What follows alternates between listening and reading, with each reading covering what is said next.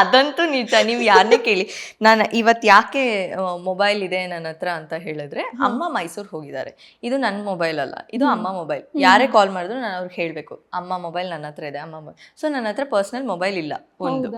So second thing, ನನಗೆ ಆ time ಸಿಕ್ಕಲಿಲ್ಲ.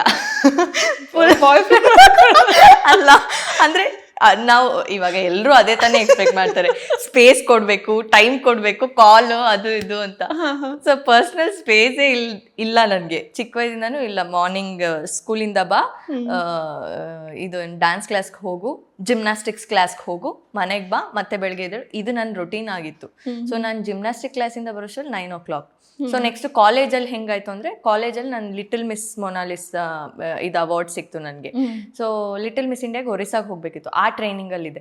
ಸೊ ನಾನು ಬರೀ ಈ ಫೀಲ್ಡಲ್ಲಿ ಬ್ಯುಸಿ ಆಗಿ ನಾನು ಅದ್ರ ಬಗ್ಗೆ ಕಾನ್ಸಂಟ್ರೇಷನ್ನು ಮಾಡಿಲ್ಲ. ಆ್ಯಂಡ್ ಏನೋ ಒಂಥರ ಅಂದರೆ ಆಗಿದ್ರೆ ಆಗತ್ತೆ ಬಿಡು. ಪ್ರಪೋಸಲ್ಸ್ ಬಂದಿಲ್ವಾ ನಿಮಗೆ? ಬಂದಿದೆ. ಅದು ನಾವು ಏನು ಮಾಡೋಕ್ಕಾಗಲ್ಲ, ಅದನ್ನ ನಾವು ಏನು ಮಾಡೋಕ್ಕಾಗಲ್ಲ. ಹೌದು.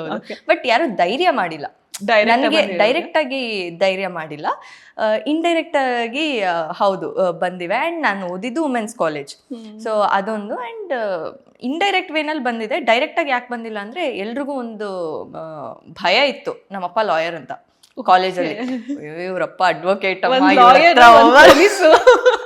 ಇವಳ ಹತ್ರ ಹೋಗಬಾರ್ದು ಅಂತ ಇತ್ತು. ಸೊ ಅದು ಇಂಡೈರೆಕ್ಟ್ ಆಗಿ ಫ್ರೆಂಡ್ಸ್ ಕಡೆಯಿಂದ ಬರ್ತಾ ಇತ್ತು, ಹಿಂಗಂತೆ. ಸೊ ನಾವು ಕೇರ್ ಮಾಡ್ತಾ ಇಲ್ಲ, ಅಯ್ಯೋ ಹೋಗು ಅಂತ ಅನ್ಕೊಂಡು ಹಂಗಿರ್ತಾ ಇದ್ವಿ. ಸೊ ಇವಾಗ ಹೆಂಗಿದೆ ಅಂತಂದರೆ, ಏನೋ ಸಮಥಿಂಗ್ ಅಚೀವ್ ಮಾಡಬೇಕು ಲೈಫಲ್ಲಿ, ನಮಗಿನ್ನೂ ಟೈಮ್ ಇದೆ, ಏನೋ ಒಂದು ನಾನು ಸೆಟಲ್ಡ್ ಅಂತ ನನಗೆ ಅನಿಸ್ಬೇಕು. ಸೊ ಅದೊಂದು ತಲೆಯಲ್ಲಿದೆ. ಆ್ಯಂಡ್ ಹುಡುಗ ಈ ಥರನೇ ಇರಬೇಕು, ಎಲ್ರಿಗೂ ಇರುತ್ತೆ.